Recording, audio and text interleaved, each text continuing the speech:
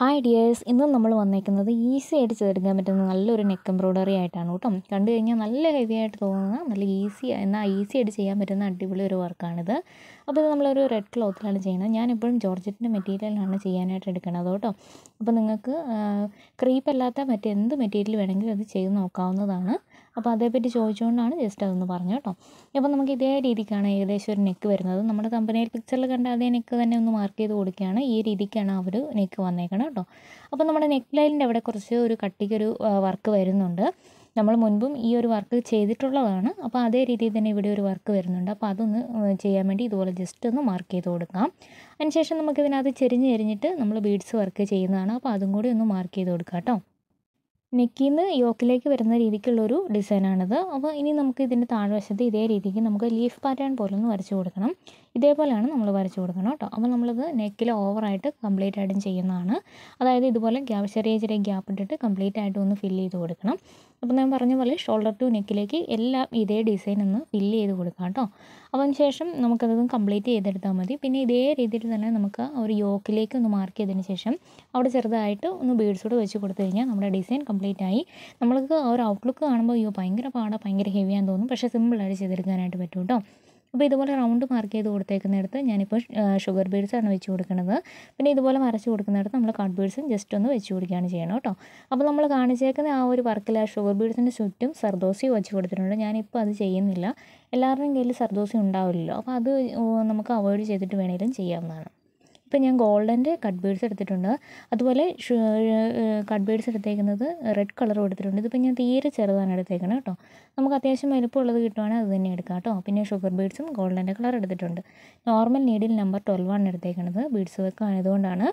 ഇനി നമുക്ക് ചെയ്തു തുടങ്ങാം. നമ്മൾ ഈ ഒരു ഡിസൈൻ ഒത്തിരി വീഡിയോയിൽ കാണിച്ചിട്ടുള്ളതാണ് അല്ലേ. എങ്ങനെയാണെന്ന് വെച്ച് കഴിഞ്ഞാൽ ഇതേപോലെ നമ്മൾ ഒന്നിച്ച് ബീഡ്സ് കോർത്തെടുക്കുക. അതിനുശേഷം ഇതുപോലെ ചെരിഞ്ഞ് വരുന്ന രീതിയിൽ അങ്ങോട്ടേക്കും ഇങ്ങോട്ടേക്കും സ്റ്റിച്ച് ചെയ്ത് കൊടുത്താൽ മതിയാവും. ഈസി ആയിട്ട് ചെയ്തെടുക്കാനായിട്ട് പറ്റും. അപ്പോൾ നമ്മൾ 3 ബീഡ്സാണ് ഒന്നിച്ച് കോർത്തെടുത്തേക്കണത് കേട്ടോ. അപ്പോൾ ഇതേ രീതിക്ക് ചെയ്തെടുത്താൽ മതി. ഈസിയാണ്, നല്ല ഭംഗിയായിട്ട് ചെയ്തെടുക്കാൻ പറ്റുന്നൊരു വർക്കാണ്. അപ്പോൾ എല്ലാവർക്കും തന്നെ ട്രൈ ചെയ്ത് നോക്കാം. അപ്പോൾ നമുക്ക് നെക്ക് കംപ്ലീറ്റ് ആയിട്ടും ഷോൾഡർ ടു നെക്ക് കംപ്ലീറ്റ് ആയിട്ടും ഇതേപോലെ ഒന്ന് ഫില്ല് ചെയ്ത് കൊടുക്കേണ്ടതുണ്ട് കേട്ടോ. അപ്പോൾ അതേപോലെ അതൊന്ന് ചെയ്തെടുക്കുക. പിന്നീട് നമുക്ക് ലീഫ് നമ്മൾ താഴേക്ക് കൊടുത്തേക്കുന്ന ലീഫ് പാറ്റേൺ ആണ് ഫോളോ ചെയ്യുന്നത്. നമ്മൾ 2 രീതിയിലാണ് ഇവിടെ ലീഫ് പാറ്റേൺ ചെയ്യുന്നത്. സെൻറ്ററിൽ വരുന്ന ലീഫും ഈ ഒരു രീതിയിലാണ് ചെയ്യുന്നത്. അതായത് നമ്മളൊരു ഫിഷ് ബോൺ സ്റ്റിച്ചൊക്കെ ചെയ്യുന്ന രീതിയിലെ ആ രീതിയിലാണ് നമ്മൾ സെൻറ്ററിൽ വരുന്ന ലീഫ് ചെയ്യുന്നത്. അപ്പം ഒരെണ്ണത്തിൻ്റെ സെൻറ്ററിൽ വരുന്ന ലീഫ് നമ്മൾ ഗോൾഡൻ കളർ കൊണ്ടാണ് ചെയ്യുന്നതെങ്കിൽ അടുത്തതിൻ്റെ വരുമ്പോൾ നമ്മൾ റെഡ് കളർ കൊണ്ട് വരും. അതേസമയം 2 സൈഡുകളിലേക്കുള്ളത് ഗോൾഡൻ ആണെങ്കിൽ അടുത്തത് വരുമ്പോൾ റെഡ് കളർ. അങ്ങനെ നമ്മൾ കോൺട്രാസ്റ്റായിട്ട് മാറ്റിയാണ് ഇത് ചെയ്ത് കൊടുക്കണം കേട്ടോ. നിങ്ങൾക്കത് കാണുമ്പോൾ മനസ്സിലാവും. അപ്പോൾ നമ്മൾ ഈ ഒരു ലീഫ് ഈ ഒരു രീതിയിലൊന്ന് ഫില്ല് ചെയ്തെടുക്കുക.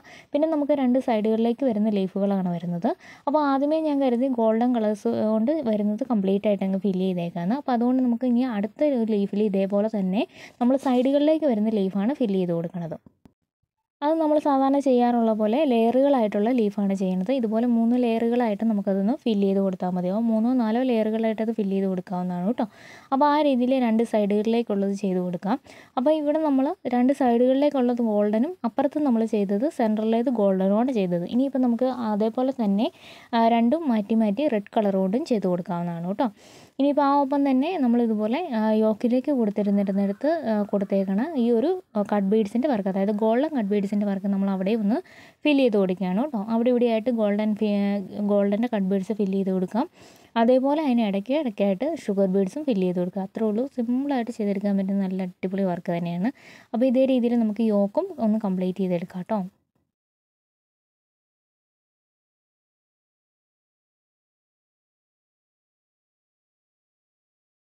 അതൊന്ന് കംപ്ലീറ്റ് ചെയ്തെടുത്തതിന് ശേഷം പിന്നെ നമുക്ക് ആ ഒരു റെഡ് കളർ കൊണ്ട് ചെയ്തെടുക്കാം. ഇപ്പോൾ ഞാനിപ്പോൾ ഇങ്ങനെ ചെയ്ത് കാണിക്കുന്നത് എന്താണെന്ന് വെച്ച് കഴിഞ്ഞാൽ എല്ലാം ഗോൾഡൻ കളറുള്ളതൊന്ന് കംപ്ലീറ്റ് ചെയ്തിട്ട് പിന്നെ റെഡ് കളറിലേക്ക് പോകാമെന്ന് കരുതിയിട്ടാണ്. അപ്പോൾ നിങ്ങൾ ചെയ്യുമ്പോൾ നെക്കിലേത് കംപ്ലീറ്റ് ആയിട്ടും ചെയ്തതിന് ശേഷം പിന്നെ യോക്കിലേക്ക് ചെയ്താൽ മതിയാവും കേട്ടോ. അപ്പോൾ അത് നിങ്ങളുടെ സൗകര്യത്തിനനുസരിച്ച് ചെയ്തെടുക്കാവുന്നതേ ഉള്ളൂ. പിന്നെ എപ്പോഴും പറയാറുണ്ട് ഞാൻ, നിങ്ങൾ എടുക്കുന്ന ത്രെഡ് ഏത് കളറാണോ ക്ലോത്ത് എടുക്കുന്നത് അതേ കളർ ത്രെഡ് തന്നെ എടുക്കുക കേട്ടോ.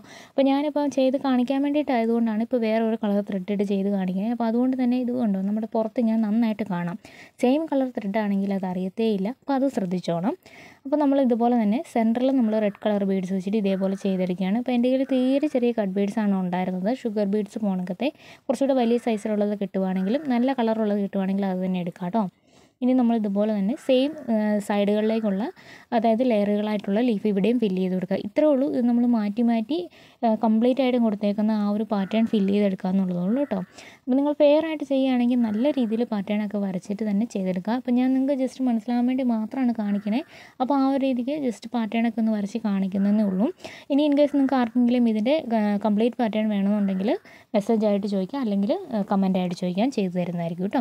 അപ്പോൾ ഇതേപോലെ ഫില്ല് ചെയ്തെടുക്കാം. ഔട്ട്ലുക്ക് ഇതേപോലെയാണ് വരുന്നത്. നല്ല അടിപൊളിയായിട്ട് തന്നെ ചെയ്തെടുക്കാനായിട്ട് പറ്റും.